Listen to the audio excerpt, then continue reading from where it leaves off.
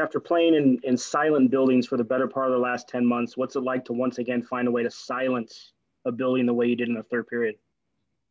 I mean, it's nice. Regardless if the crowd's for you or against you, it's energy in the building. I think it makes the game better just because both teams have more energy coming into the game. But like you said, when you do silence it, it does feel pretty good. Larry Hirsch. Congratulations, Alex, on this game tonight. Just curious, when you were going to the high slot to take that shot for the goal, did you see the double screen in front of the goaltender, or was it just a matter of getting the puck on net? I knew Cirelli was at the net, but it wasn't so much that. It was just trying to get a puck to the net. And Cirelli does a good job, taking away the goalie's eyes. So it's not like I'm pinpoint precise where I want to shoot it. I'm just trying to get anything to the net, and luckily it went in. Mary Fiallo.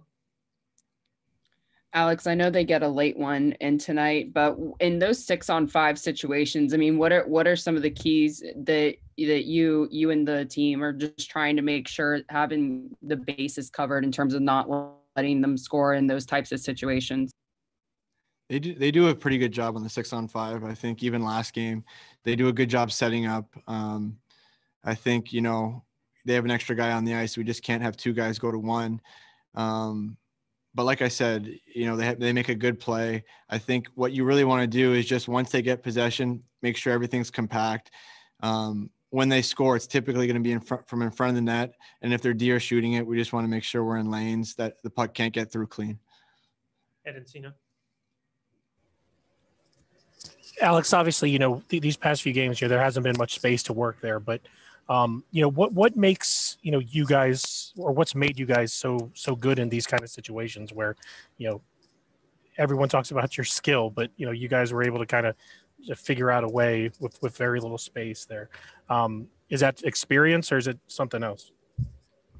Yeah, I think they do a great job in their D zone in the sense that they're a man-on-man team, and there's really not much room out there. You really have to beat a guy one-on-one, and it's difficult to do because they're pretty agile and pretty good. But I think it's just in these games, this group has been together for quite a bit of time.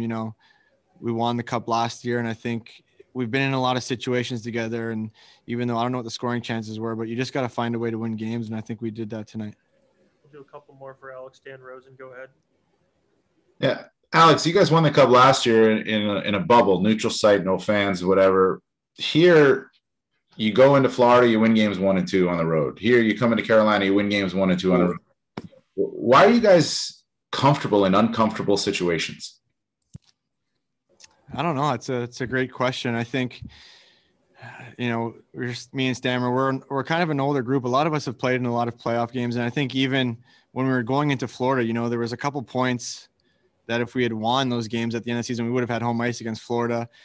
And we weren't too worried about it in a sense, because we knew that regardless of home away, we've had enough experience in the playoffs that it wasn't going to phase us. And these crowds are great. They're actually super loud. And but like I said, that energy could work both ways. It can get us going too. We'll do one more. Eric Francis, go ahead. I was just wondering, did you get stitches, and what happened on that play? Yeah, I got a couple stitches. I just was curling and I hit Sveshnikov, just got me with a stick, but he didn't even see me. He didn't try to get me, but luckily the goal happened on that play, so I wasn't complaining about anything. Thank you, Alex, for your time.